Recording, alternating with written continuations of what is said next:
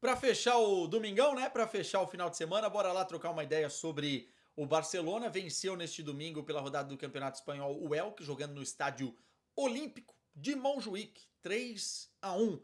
Foi uma partida brilhante do Barcelona, Quesadinha? Não. Foi uma partida em que o Barcelona poderia ter feito mais gols? Sim. Faltou eficácia, faltou letalidade, né? Faltou matar o jogo quando teve o controle absoluto da partida, e também teve algumas pedras no caminho, teve alguns buracos aí. O Elke não assustou muito e não precisou de muito para assustar, né?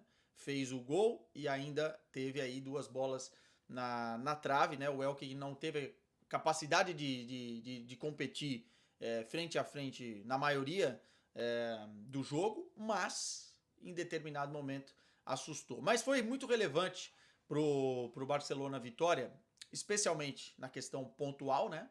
Porque não deixa o Real Madrid fugir ainda mais, mantém aí os 5 pontos de diferença na segunda colocação do campeonato. Foi relevante e importante também na questão coletiva de dar uma resposta logo na sequência do clássico, né? Melhor coisa que pode acontecer para uma equipe depois que perde um clássico é vencer logo na sequência, para já entrar nos trilhos e vencer com uma certa facilidade, algo que aconteceu nessa partida contra o Elche. E também muito importante individualmente falando. Vamos falar de Lamine Yamal aqui daqui a pouquinho, vamos falar de Rashford, vamos falar de Firmino, vamos falar de algumas peças que estão sendo fundamentais aí, mas para recuperar jogadores. A grande crise do Barcelona nesse início de temporada está mais relacionada ao departamento médico do que ao estilo de jogo, do que a falta do que está acontecendo dentro de campo.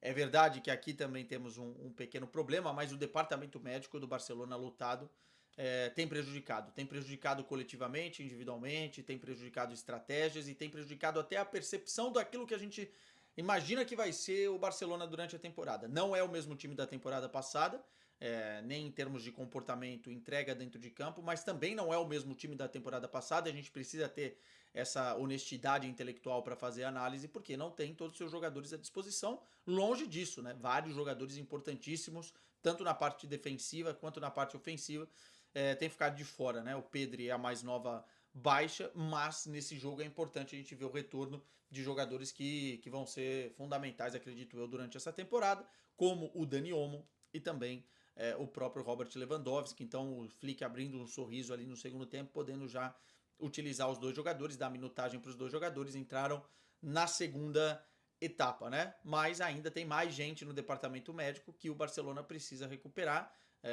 Pedri, Rafinha, enfim, jogadores que têm sua relevância fundamental para essa equipe do Barça, né? Vamos falar um pouquinho daquilo que foi a partida. O Barcelona teve o controle em diversos momentos, mas não fez um jogo excepcional. Acho que o Barcelona deu um lapso daquilo que a gente espera do Barcelona, ou daquilo que a gente gostou tanto da temporada passada, ali pelo minuto 8 até o minuto 15, em que o Barça consegue fazer 2 gols na sequência e parece que vai emendar um gol atrás do outro, né? Enfim, o Barça faz o primeiro gol no minuto número 9, se eu não estou enganado, e depois faz no minuto número 11, né? O primeiro gol e os 2 gols, na verdade, saem exatamente daquilo que o Barcelona fez de melhor na temporada passada, pressionar e induzir o adversário ao erro. O Elche é um time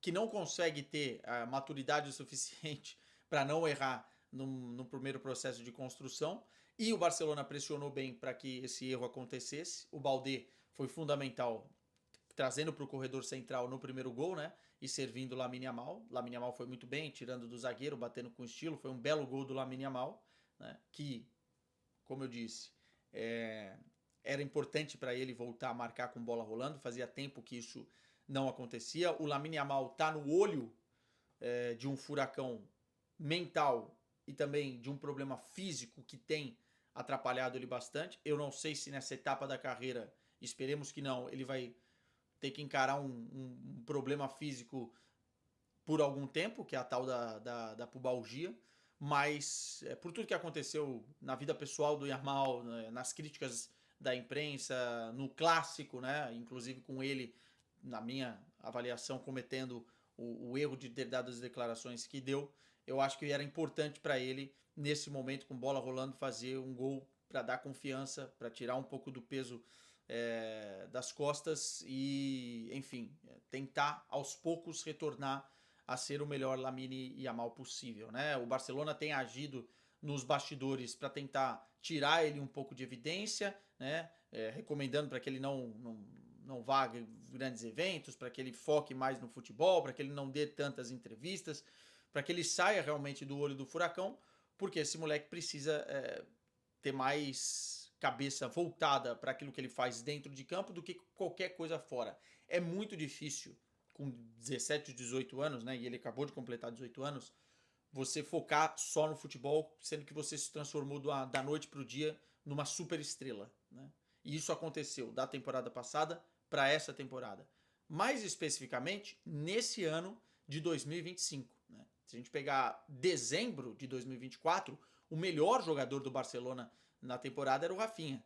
De janeiro para cá é que o Lamine Yamal deu um salto, uma explosão de imediatismo e, óbvio, também por conta da própria qualidade do Lamine Yamal. Mas a melhor coisa que o Barcelona faz, e a gente já tem falado aqui, que o Hans Flick também tem tentado baixar um pouco a bola, baixar um pouco os ânimos, é fazer o moleque pensar só no futebol. E especialmente também na sua recuperação física com essa questão da pubalgia. Não foi um jogo incrível do Lamine Yamal, né? E a gente ainda não está vendo a melhor versão que vimos no final, na reta final da temporada passada, mas fazer um gol do jeito que ele fez era importante. Acho que falta intensidade, falta confiança, falta um contra um ainda não tão seguro das próprias ações, mas aos poucos, quem sabe um gol, depois um gol, uma assistência, depois um bizarro numa partida, um hat-trick, não vai soltando um pouquinho mais esse moleque, e eu acho que o Barcelona faz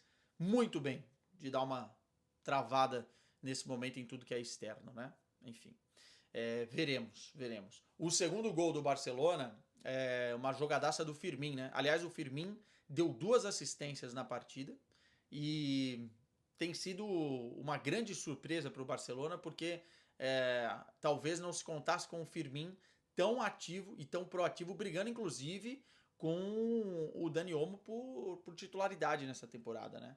E ele foi fundamental de novo, deu uma bela assistência para o Ferran, mais uma vez forçando o erro do Elk e recuperando a bola e acelerando, né? Fazendo a coisa ficar mais simples, numa verticalidade, algo que a gente viu bastante do Barcelona na temporada passada, e os gols saíram muito rápido, né? Aos 9 e aos 11 minutos. Só que depois o Barcelona, ao invés de sentir o cheiro do sangue e matar o jogo, poderia ter feito, começou a errar o último passe, começou um preciosismo demais na cara do gol, começou a falhar algumas oportunidades. E aí, cara, quando você não consegue matar o seu adversário, ainda mais sendo esse Barcelona, o adversário precisa de muito pouco e você também não precisa ter um super adversário no caminho para explorar aquilo que o Barcelona tem de pior, né? Pressionando alto o adversário, a linha alta, e o Elk conseguiu fazer o 2-1 e entrar novamente no jogo. No gol do Elk, ficou evidente que o Barça estava tentando fazer uma pressão. E aí, cara, quando você tá fazendo essa pressão, todo mundo tem que estar coordenado. E quando eu falo isso, é pelo salto de pressão. Revisem o gol para vocês entenderem o que eu tô falando. O salto de pressão do Koundé é muito mal feito, é muito pouco inteligente. Por quê? O jogador que recebe a bola e que vai dar assistência para que o gol saia, né? O jogador tá muito atrás da linha do meio campo. E depois, o jogador que vai se projetar e receber a bola, né? Ele também está atrás da linha do meio de campo. O Koundé não poderia ter dado o salto de pressão naquele momento, porque foi um salto de pressão ineficaz, que tirou muito pouca possibilidade de passe do meio-campista do Elke, e que fez o outro jogador atracar exatamente as costas do Koundé. Como ele estava atrás da linha do meio-campo, nem precisou da linha alta e coordenação de linha defensiva, né? Porque o jogador conseguiu sair com muita liberdade, o Ronald Araújo não conseguia pegar mais. Então o Koundé, para mim, que erra bastante no salto de pressão no lance, e volta para o jogo o Elk, num jogo que estava completamente controlado pela equipe do Barcelona. O Elk ainda coloca 2 bolas na trave, né, durante a partida, acho que uma na trave e outra no travessão, mas o Barcelona volta a perder muitas outras oportunidades. E no segundo tempo, sai o terceiro gol, que é para matar o jogo, para finalizar, do Rashford. Belo gol, né? Jogada do Firmino, enfim, o Caçador dá um belo lançamento, o Firmino joga na área, o Rashford num contra um e acerta uma pancada, a bola bate no travessão, plasticamente fica ainda mais bonito. E o 3-1. E aí vamos abrir parêntese para falar de Marcus Rashford.